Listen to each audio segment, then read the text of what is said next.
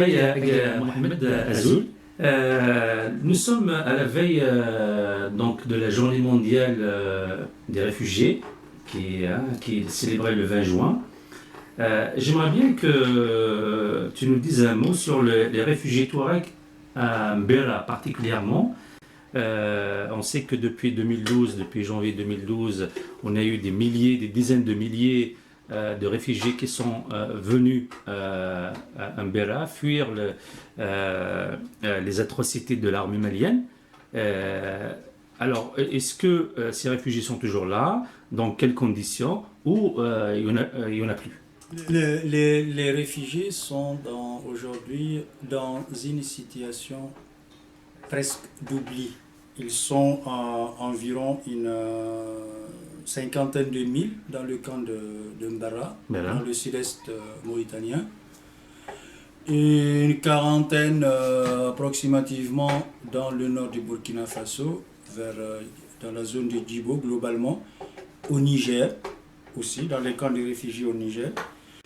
Beaucoup d'Azawadiens aussi se sont réfugiés en Algérie, mais ne sont pas dans des camps de réfugiés. Voilà.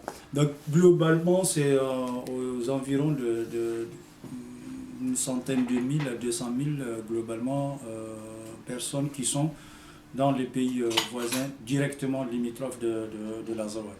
Alors, depuis 2012, les réfugiés ont des fortunes diverses.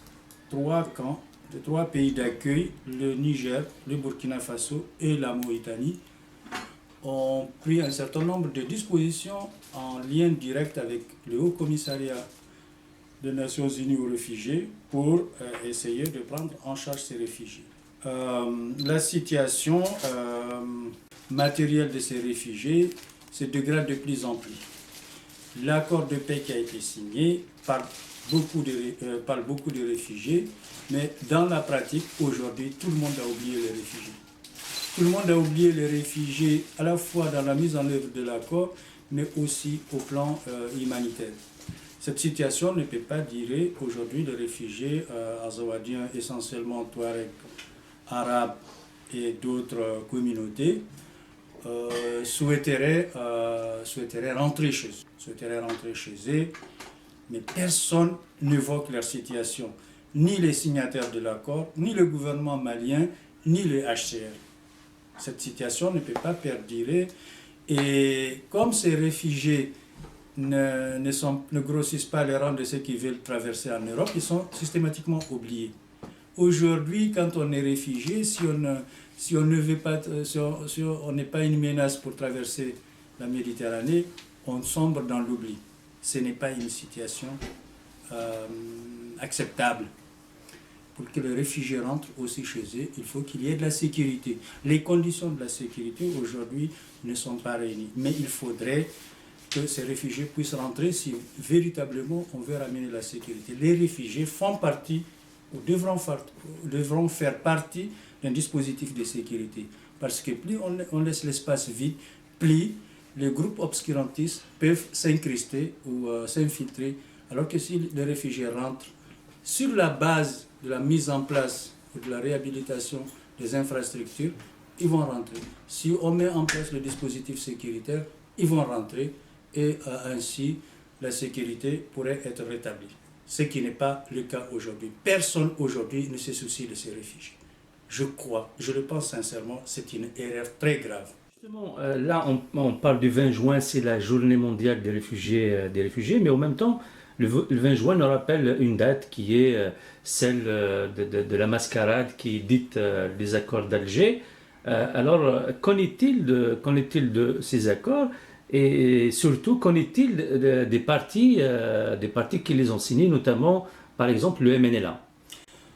Oui, disons que la date du 20 juin, c'est aussi la date à laquelle la coordination des mouvements de l'Azawad, CMA, dont le MNLA est une composante, ont parachevé le processus de signature de l'accord de paix d'Alger, qui a été auparavant signé par d'autres partis, notamment la plateforme et la partie malienne. Le 20 juin, c'est juste la date de parachèvement de la signature d'Alger par la partie, ce qu'on appelle la partie groupe armé de l'Azawad, c'est-à-dire le MAA, le HCIA et le MNLA.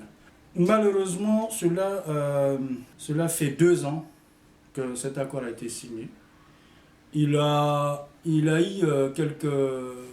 quelques débuts de mise en œuvre, mais l'essentiel n'est toujours pas fait. Mais il reste malgré tout une référence, cet accord aujourd'hui, pour la communauté internationale qui ramène tout à cet accord.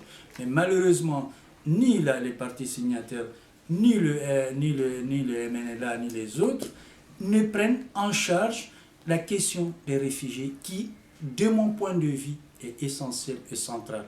Aujourd'hui, de nombreux Azawadiens croupissent dans les camps de réfugiés, dans les pays d'accueil, qui font tout aussi pour adoucir un peu la situation de ces réfugiés. Mais malheureusement, ils n'en ont ni les moyens, ni la possibilité de le faire. C'est aux signataires de l'accord, aujourd'hui, de prendre les responsabilités en collaboration avec les HCR pour que ces réfugiés puissent revenir chez eux, afin que les jeunes générations puissent poursuivre leurs études. C'est une perte énorme pour la communauté azawadienne que des milliers d'enfants croupissent dans des camps de réfugiés et perdent leur scolarité.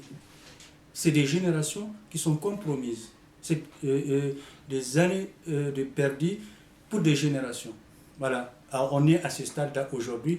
Malheureusement, les partis signataires sont dans leurs propres contradictions internes et oublient l'essence même de leur combat, qui est ces populations-là. Ces derniers temps, on entend parler de conflits, disons de conflits entre guillemets intercommunautaires dans l'espace Touareg. Qu'en est-il exactement de ces conflits et qu'est-ce qui est à l'origine de ça?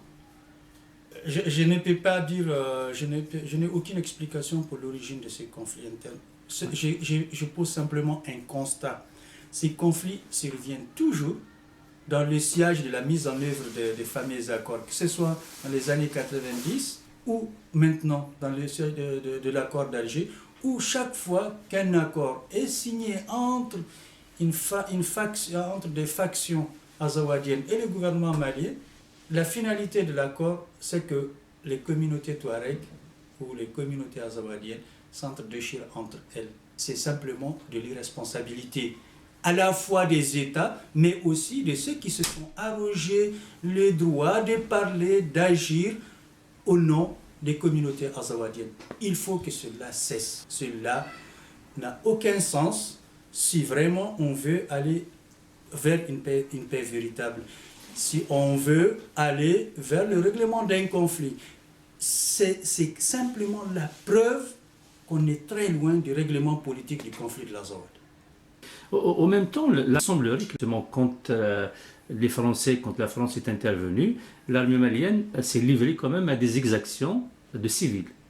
Est-ce vrai ou pas? Incontestablement,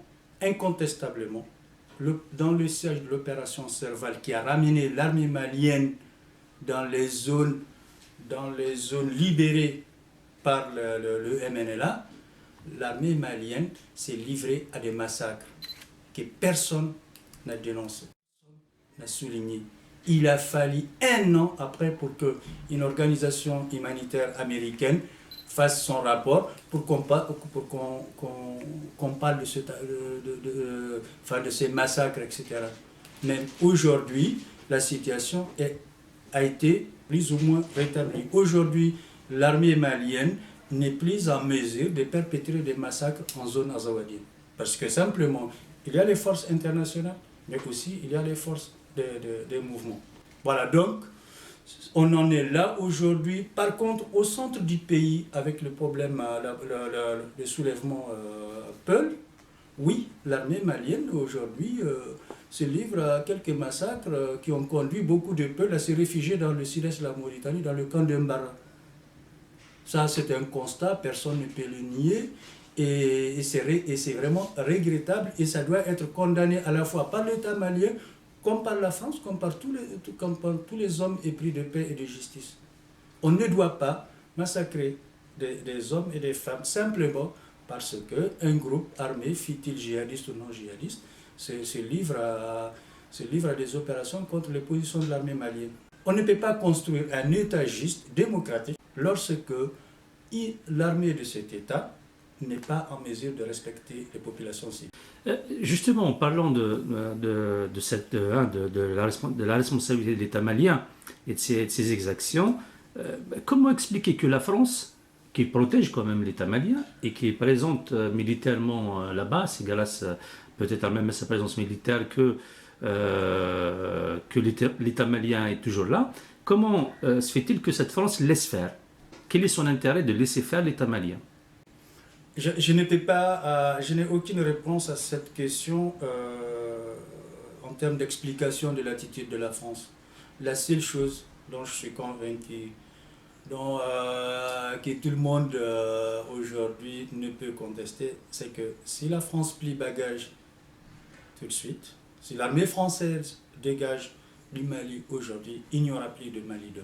Simplement en tant qu'État, une réalité d'État existant externe.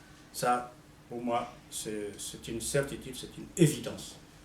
Les nier, c'est vraiment essayer de cacher le soleil par son doigt. Après, quelle explication de l'attitude française? Je n'en ai absolument aucune. Je pense que les nouvelles autorités vont pouvoir aujourd'hui, devront certainement pouvoir trouver une réponse et agir en conséquence. Pour qu'il y ait la paix, pour qu'il y ait la sécurité, pour qu'il y ait la tranquillité dans cette région sahélienne. Est-ce qu'on peut dire que la France puisse réellement, véritablement contribuer à trouver une solution dans cette région si cette même France donc, ne se penche pas sur les intérêts d'un peuple qui est le peuple touareg, qui est quand même le nœud du problème. Non, mais il est évident qu'on ne peut pas résoudre la question de la sécurité, qu'on ne peut pas résoudre objectivement la question de la mise en œuvre de l'accord si on fait une impasse sur les attentes ou sur les préoccupations des Touaregs. Ça, c'est évident. On ne peut plus faire machine arrière. Que ce soit la France, les États-Unis ou qui que ce soit, il est impossible désormais de faire marche arrière. Le peuple Touareg doit être mis dans ses droits, gérer son propre destin. Après la formule, toutes les formules sont là. Mais les petits formats de décentralisation à la soviétique, ça ne marchera pas. Ça ne marchera pas. Les conflits internes aujourd'hui qui traversent la communauté touareg, c'est absolument rien du tout par rapport à la volonté de ce peuple aujourd'hui d'arriver au bout de sa marche. Ce qui est la justice, la dignité et la liberté. C'est tout. C'est à ce prix-là, France ou pas France, c'est à ce prix-là qu'il y aura véritablement une paix dans la zone et que les Touaregs peuvent apporter leur contribution à la paix et à la sécurité pour un monde libre, simplement, pas pour le cauchemar que nous vivons dans cet espace saharo-sahélien. Après, il y a eu beaucoup d'interférences dans la région, il y a eu beaucoup d'interférences qui se sont greffées au soulèvement touareg ou peut-être même qui ont propulsé le soulèvement touareg pour s'insérer. L'autre problème, c'est que on focalise tout sur la question touareg, on focalise tout sur les terrorismes, mais on n'évoque pas suffisamment et on ne prend pas suffisamment assez de décisions courageuses. C'est la question du narcotrafic qui, elle, alimente tout ça. Aujourd'hui, beaucoup de conflits intercommunautaires ou beaucoup de choses qui se passent dans la zone ont un soubassement. Ces confrontations sont posées directement sur des questions de narcotrafic. Personne n'évoque ça ou l'évoque très, très, très insuffisamment. Pour les résolutions des Nations Unies n'évoquent pas suffisamment la question du narcotrafic. Les forces françaises ou les forces internationales qui sont sur place disent qu'elles n'ont pas du tout mission pour traquer les narcotrafiquants. Ils disent non, c'est le terrorisme, mais les terroristes sont là aussi. Ils sont et à part les grands centres urbains qui, et même tous les jours, reçoivent des pluies d'obus, partout, ils sont là partout. Ils n'ont jamais aussi proliféré que maintenant. Ils se sont reconstitués, ils passent partout où ils veulent. Alors il faut qu'on sache que ce qu'on veut. On ne peut pas vouloir une chose et son contraire. Il faut vraiment des partenariats assez innovateurs aujourd'hui. Et justement, en parlant de terrorisme, pardon, comme par hasard, lorsque le soulèvement de 2012 a eu lieu, et où le MNLA s'est mis à se battre, à lutter pour la libération de l'Azawad, on a vu proliférer des groupes islamistes, des terroristes qui viennent d'un peu partout. Est-ce que ce terrorisme, justement, est-ce qu'il est vraiment né dans la région, au sein de la communauté touareg, ou c'est un terrorisme qui a été importé ou exporté, ça dépend, exporté par des États voisins ou par des États loin d'ailleurs, on ne sait pas, justement pour pervertir ce combat de libération. Et est-ce qu'on peut dire aujourd'hui que cet islamisme a fait des dégâts au sein de la militance touareg? Je pense qu'il s'agit d'une forme, à tout le moins, d'importation idéologique. Après, les outils et les moyens, c'est sur place. Je veux dire, c'est les outils qui ont été utilisés, c'est-à-dire les hommes et tout ça, majoritairement étaient trouvés sur place. Les moyens, notamment les ressources financières, évidemment, sont venus d'ailleurs. Et ces moyens, qui sont énormes, très énormes, ont été utilisés sous différents angles. C'est-à-dire que la zone est devenue, à partir de cet instant, sous le couvert de la rébellion touareg, la zone est devenue un champ de confrontation entre des idéologies et des volontés hégémoniques entre des États qui possèdent énormément de moyens financiers, etc. D'autres qui voulaient transporter leurs propres conflits bilatéraux, ils l'ont transporté sur l'Azawad, dans l'Azawad, etc., etc. Après le narcotrafic s'est développé sous tout ça. Et donc, tout ça était bienvenu pour des grandes puissances, mais aussi pour des États voisins, de mettre totalement en échec le nationalisme touareg. Ce qui s'est passé. C'est ce qui s'est passé. Mais malheureusement, ce n'est je dirais entre guillemets, c'est une panne technique. La question de la lutte, la question de la volonté aujourd'hui de recouvrer la liberté dans la dignité de la justice pour le peuple de la zone restera incontournable. C'est essentiel et elle est en marche. Elle est en marche.